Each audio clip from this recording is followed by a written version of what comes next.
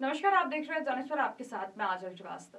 आज का दिन भारत के लोकतांत्रिक इतिहास के लिए बेहद खास है क्योंकि आज है संविधान दिवस और आज इस अवसर पर प्रधानमंत्री नरेंद्र मोदी ने देशवासियों के नाम एक भावनात्मक, प्रेरणादायक और अत्यंत महत्वपूर्ण पत्र साझा किया है। इस पत्र में उन्होंने न केवल संविधान के प्रति अपनी आस्था व्यक्त की है बल्कि अपनी राजनीतिक सफर के कई सार्थक अनुभव भी देश के साथ बांटे हैं। प्रधानमंत्री नरेंद्र मोदी ने अपने पत्र की शुरुआत संविधान के प्रति गहरी श्रद्धा व्यक्त करते हुए की। उन्होंने कहा कि भारत का संविधान केवल शासन की रूपरेखा तय करने वाला दस्तावेज नहीं है, बल्कि ये देश की आत्मा है। ये एक ऐसी शक्ति है जिसने लाखों साधारण भारतीयों को असाधारण अवसर दिए हैं। पीएम मोदी ने पत्र में लिखा है कि 2015 में उनकी सरकार ने 26 नवंबर को संविधान दिवस के रूप में घोषित किया है ताकि हर भारतीय हर महान ग्रंथ के महत्व को समझ सके और उसके मूल्यों को आत्मसात कर सके। अपने निजी राजनीतिक सफर को याद करते हुए प्रधानमंत्री ने बताया है कि भारत के संविधान ने किस तरह एक असाधारण परिवार से आने वाले व्यक्ति को देश का नेतृत्व करने का अवसर दिया। उन्होंने लिखा है कि ये हमारे संविधान की ताकत ही है जिसने मुझ जैसे व्यक्ति को, जो एक आर्थिक रूप से कमजोर परिवार से आता था, 24 साल से अधिक समय तक का सरकार का मुखिया बनाने का अवसर दिया। पीएम मोदी ने 2014 का अपना वो स्मरणीय क्षण याद किया जब वे पहली बार सांसद के रूप में संसद पहुंचे थे। लोकतंत्र के सर्वोच्च मंदिर की सीढ़ियों को छूकर उन्होंने सिर झुकाया। 2019 में चुनावों में जनादेश मिलने के बाद वे संविधान सदन पहुंचे और सम्मान में संविधान को अपने माथे से लगाया। उन्होंने कहा कि ये वही संविधान है जिसने लाखों करोड़ों भारतीयों को सपने देखने और उनको पूरा करने की शक्ति दी है।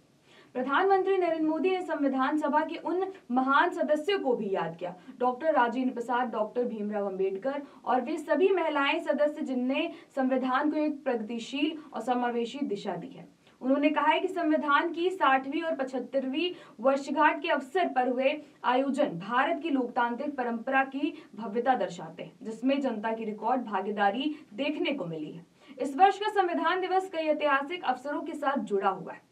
सरदार वल्लभ भाई पटेल की 150वीं जयंती, भगवान बिरसा मुंडा की 150वीं वर्षगांठ, वंदे मातरम के 150 वर्ष पूरे, गुरु तेज बहादुर जी की 350वीं शहादत। प्रधानमंत्री ने कहा है कि ये महानायक हमें संविधान के आर्टिकल 51A यानी मूल कर्तव्यों की याद दिलाते हैं। उन्होंने महात्मा गांधी के भी उस विचार को दोहराया है कि नागरिक के कर्तव्य ही देश को सशक्त बनाते हैं। प्रधानमंत्री मोदी ने आने वाले 25 वर्षों को भारत के लिए निर्णायक बताते हुए कहा है कि आजादी के 100 साल पूरे होने में अब सिर्फ 2 दशक बचे हैं। साल 2049 में भारत को संविधान अपनाए 100 वर्ष हो जाएंगे। उन्होंने कहा है कि आज लिए गए फैसले आने वाली पीढ़ियों के जीवन को आकार देंगे, इसीलिए हमें अपने कर्तव्यों को सबसे ऊपर रखना होगा। प्रधानमंत्री ने युवाओं से अपील की है कि वो अपने वोट के अधिकार का इस्तेमाल जरूर करें। उन्होंने स्कूल और कॉलेजों से अनुरोध किया है कि 18 साल के होने पर पहली बार वोट देने वाले युवाओं का सम्मान किया जाए। उनका कहना है कि जब युवा जिम्मेदारी और गर्व से वोट डालेंगे तभी लोकतंत्र और मजबूत होगा।